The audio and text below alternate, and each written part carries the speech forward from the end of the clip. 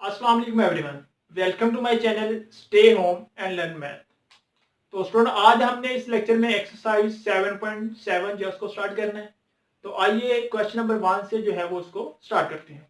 तो student question number 1 है if sample space given है 1 2 3 9 तक नंबर है इसमें, और साथ में इवन गिवन है। इवन ए जो है इसमें सेट जो एलिमेंट है वो है 2 4 6 8 एंड इवन बी गिवन है 1 3 5।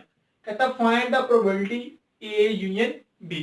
तो स्टूडेंट जैसा कि लास्ट लेक्चर में हमने पढ़ा था कि probability of A union B जो है वो इक्वल टू होती है P of A union B जो है वो equal to probability of A plus probability of B minus probability of A intersection B.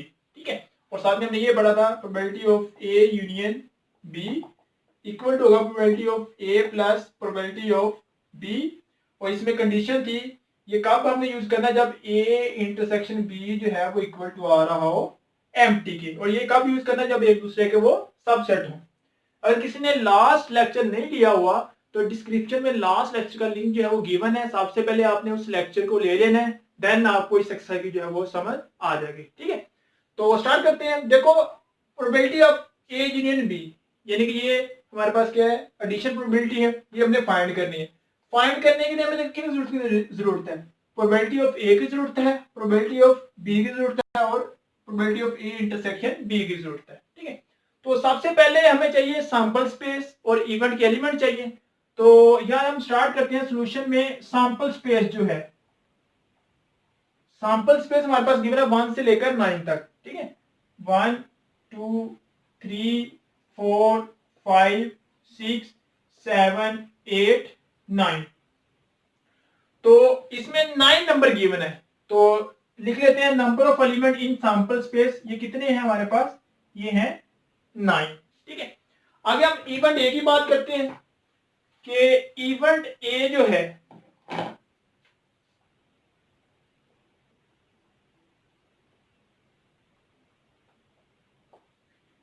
Event A में जो एलिमेंट है वो है 2 4 6 और 8। तो यहाँ पे number of element in A, event में कितने नंबर ऑफ एलिमेंट है, 4। ठीक है, तो इसके साथ हमने प्रोबेबिलिटी फाइंड करनी है। तो प्रोबेबिलिटी ऑफ ए जो है वो हमें पता है इक्वल टू होती है number of element in an event divided by number of element in sample space. तो इवेंट में नंबर कितने आ रहे हैं हमारे पास, 4। तो यहाँ पे आ जाएगा 4 डिवाइड बाय सैंपल स्पेस में कितने नंबर है, 9। तो यहाँ पे आ जाएगा 9। तो प्रोबेबिलिटी ऑफ ए जो है वो हमारे पास निकल आई 4/9। अब हमें चाहिए इवेंट बी की प्रोबेबिलिटी। बी हमारे पास है जी 1 3 5। इसमें नंबर ऑफ एलिमेंट कितनी है student, number of element in B वो है 3। तो इसकी प्रोबेबिलिटी फाइंड करते हैं। प्रोबेबिलिटी ऑफ बी जो है वो हमारे पास क्या आ जाएगा, number of element in an event divided by number of element in sample space.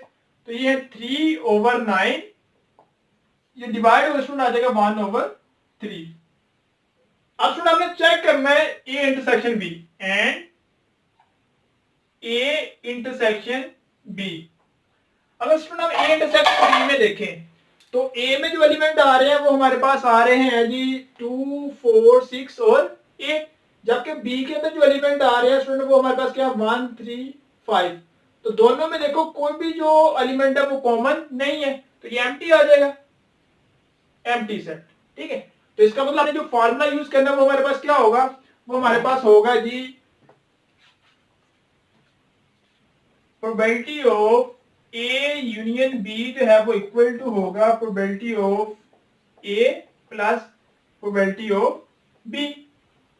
तो प्रोबेबिलिटी ऑफ ए स्टूडेंट क्या निकला है 4/9, तो यहाँ पे आ जाएगा 4/9 प्लस प्रोबेबिलिटी ऑफ बी क्या निकली है 1/3। तो यहाँ पे स्टूडेंट हमारे पास आ जाएगा 1/3 आ जाएगा। अब स्टूडेंट इसका लिए हम एलसीएम लेंगे, एलसीएम लेके स्टूडेंट हम इसको सॉल्व करेंगे तो ये हमारे पास बन जाएगा 7/9। तो हमारे पास probability of A in B जो है इक्वल टू किसकी आ जाएगी 7/9। 9 क्या आ जाएगी?